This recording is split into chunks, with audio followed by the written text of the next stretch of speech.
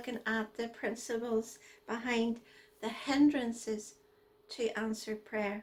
I'm not going into the individual hindrances, I'm just going to the principle that there are hindrances to answered prayer. In Psalm 66 and verse 18, it says, "If I regard any iniquity in my heart, the Lord will not hear me." James 4 and verse 3 says, "You ask and do not receive because you ask with wrong motives." Isaiah 59 and verse 2, "But your iniquities have made a separation between you and your God. Your sins have hidden his face from you so that he does not hear." Proverbs 28 and verse 9 says, "He who turns away his ear from listening to the law, even his prayer is an abomination." And then Zechariah chapter 7 and verse 11 to 13 says, "But they refused to pay attention and turned a stubborn shoulder and stopped their ears from hearing. They made their hearts like flint so that they could not hear the law and the words which the Lord of hosts had sent by his Spirit through the former prophets.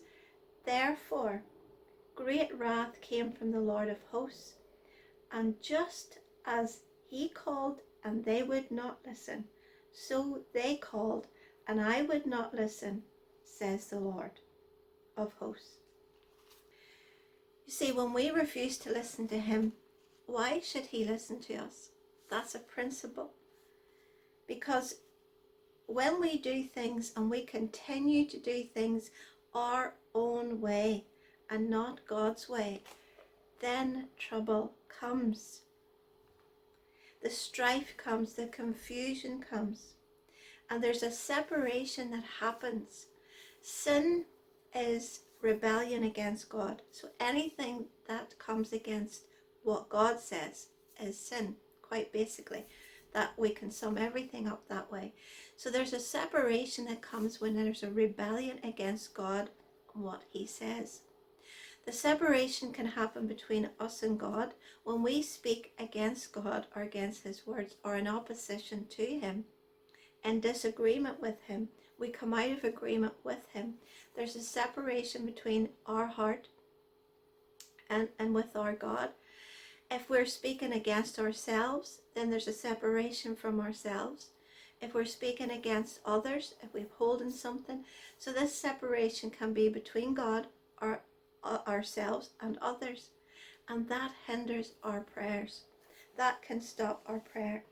We've talked about before throughout all the principles of God the importance of being in agreement, being in alignment with him and staying there, continuing there. In Micah chapter 3 and verse 4, it says, "Then they will cry out to the Lord, but he will not answer them." And in verse 8 it says, "Know, O people, the Lord has told you what is good, and that this is right. He requires of you to do what is right, to love mercy, and to walk humbly with your God."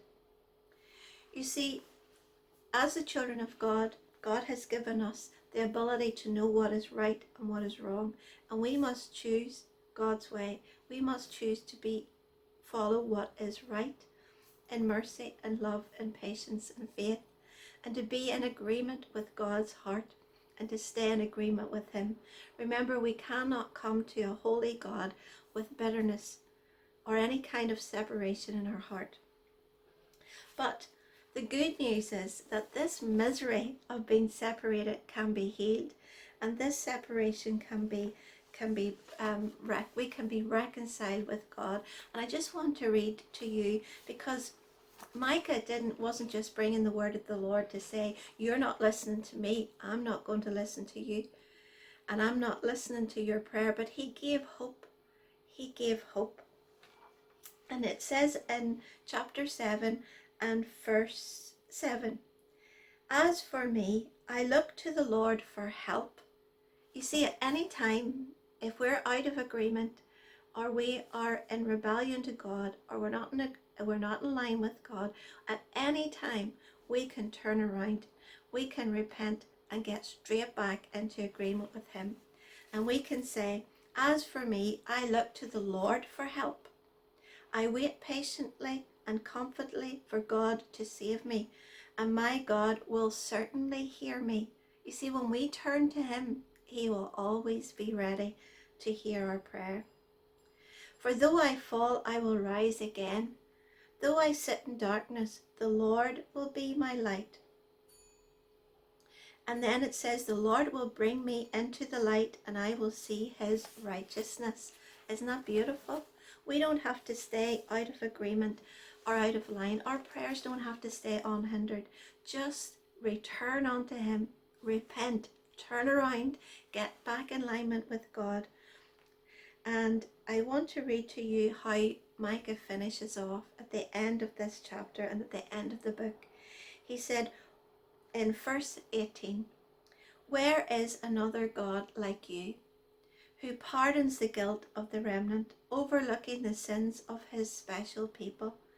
You will not stay angry with your people forever, because you delight in showing unfailing love.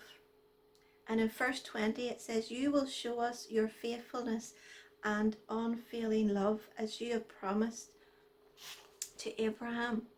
So I want to encourage you today.